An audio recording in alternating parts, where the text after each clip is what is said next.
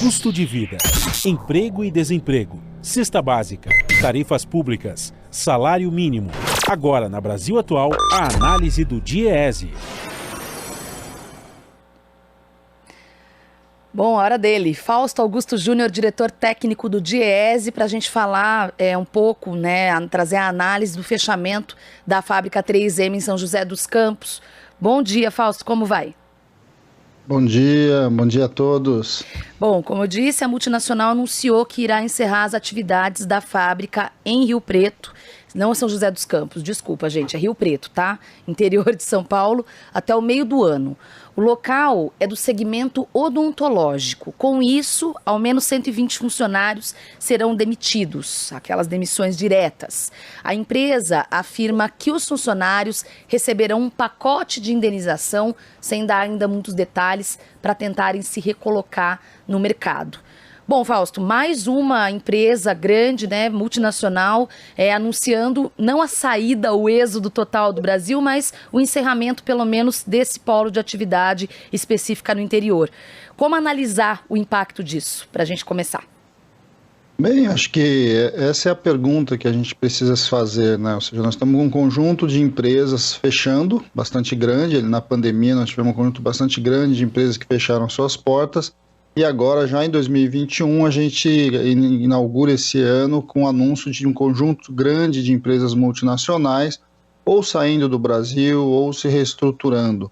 É o caso da Ford, talvez o caso mais aí que chamou mais atenção, muita gente falou. Nós estamos ouvindo agora a fala do fechamento aí até o final, até o meio do ano da 3M ali em Rio Preto. Nós tivemos uma discussão aí também, o anúncio do fechamento da fábrica da IOC, o anúncio do fechamento da fábrica da Sony no Brasil. Nós tivemos também, ou seja, nós estamos neste momento aí de fechamento de empresas, em especial de empresas multinacionais, que começam a deixar o Brasil, deixar a produção local aqui no Brasil, muito provavelmente para trazer produtos importados para ocupar o espaço do que antes era produzido aqui dentro. Isso é para a gente refletir um pouco sobre o que nós já vamos chamar há algum tempo sobre o processo de desindustrialização que o país vem sofrendo e que nos últimos 5 anos vem se agravando porque a perda do dinamismo econômico tem levado a uma redução drástica ali da demanda. A perda do dinamismo econômico no Brasil também significa normalmente maior concentração de renda.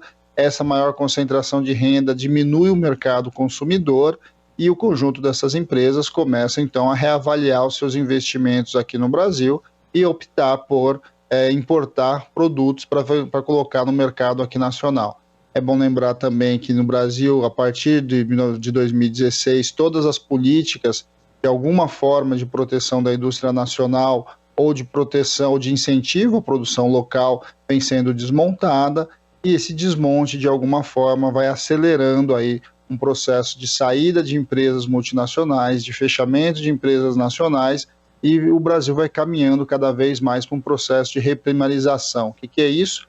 Vai se concentrando basicamente na sua especialidade aí de produção da agroexportadora, produção para minério de ferro, outros tipos de minério, e vai aos poucos deixando de ser um país que tem a indústria forte, como já teve em outros momentos.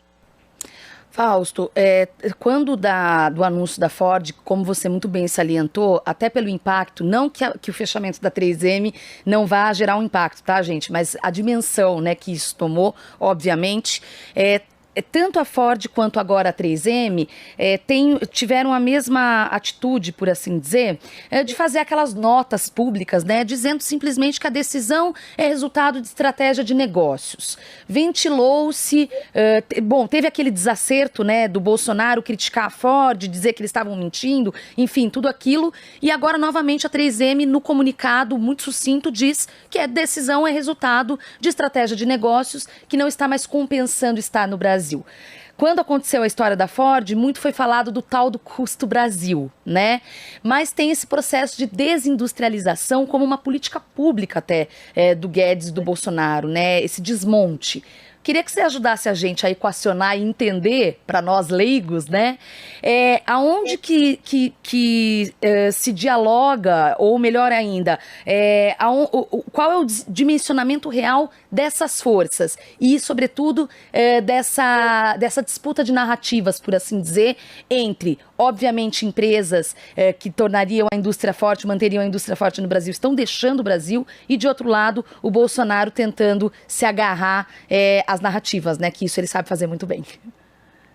Bem, acho que toda vez que você tem uma perda de dinamismo econômico no país, né, ou seja, a economia começa a ficar frágil, o mercado consumidor começa a se reduzir, o conjunto do empresariado nacional, em especial as grandes confederações, né, de alguma forma tentam recolocar a culpa disso na questão aí do chamado custo Brasil. E raramente especificam de fato o que é o detalhe desse custo Brasil, porque de alguma forma eles buscam reduzir cada vez mais, em especial, os direitos vinculados aos trabalhadores. Acho que esse tem sido sempre o embate desde a década de 90, mas a gente sabe, olhando o que aconteceu, principalmente na primeira década desse século aqui, que quando a economia aquece, quando você tem demanda, minimamente você tem produção nacional, você tem investimento, você tem aquecimento. O que puxa, de fato, o investimento num país é o seu mercado. Ou seja, é a perspectiva de você ter boas vendas, a perspectiva de você ter altas taxas de resultado. Se fosse assim, é só a gente olhar o que acontece, por exemplo, com a China. A China é um país que cresce há muito tempo, já cresce há mais de 40 anos, num ritmo muito acelerado, e as grandes multinacionais aceitam quase todas as imposições colocadas pelo governo chinês. Por exemplo, você precisa abrir as patentes para entrar no mercado chinês, que é coisa mais importante para uma empresa do que o direito de propriedade, e eles abrem mão do direito de propriedade para estar naquele mercado. O Estado controla muito mais a economia na China do que controla aqui no Brasil, certamente.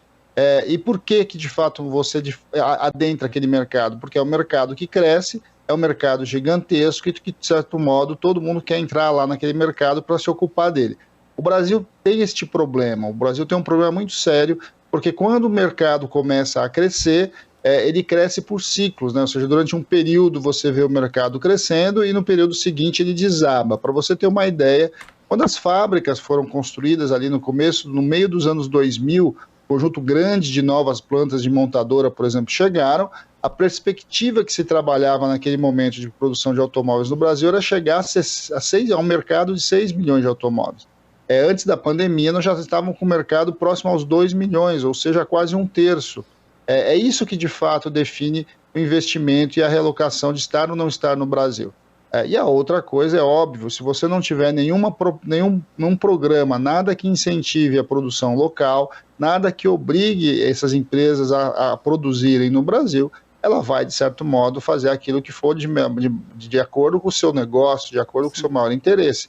Muito provavelmente ela vai preferir produzir em outros países e importar para o Brasil. As razões são diversas, cada empresa e cada ramo de negócio vai depender de onde ele vai querer colocar uma fábrica. O setor automotivo tem escolhido o México como base de produção para importar para o Brasil, em especial depois do acordo de livre comércio com o México. Mas o pessoal ligado ao setor de eletroeletrônico, como a Sony, por exemplo, eles vão importar os equipamentos da China. Ou seja, agora, o que está muito claro é que se você não tem uma política industrial, de alguma forma induza a produção local, e de outra, você tem uma política muito clara voltada para o mercado interno, o que a gente vai assistir é um país que vai encolhendo do ponto de vista da produção industrial e vai, de certo modo, se transformando em país de consumo acessório. Ou seja, você tem os grandes países de grande consumo e o Brasil vai se acoplando a esse mercado. O que não o que é um absurdo quando a gente pensa que o Brasil é um país de mais de 200 milhões de habitantes, é a maior economia da América Latina e que de alguma forma deveria estar num outro caminho. A gente percebe, a gente sabe disso, que quando o país cresce, o investimento chega. Agora, o grande debate que tem que se fazer é quais são os caminhos para esse crescimento e como que, de alguma forma, a gente coloca a produção industrial como o núcleo desse dinamismo econômico, e não simplesmente deixar a indústria ao Deus dará, como a gente está vendo nos últimos períodos aí do nosso país. Tá certo. Fausto Augusto Júnior, diretor técnico do Diese, muito obrigado, Fausto, um bom dia e até a próxima. Até a próxima, bom dia a todos novamente.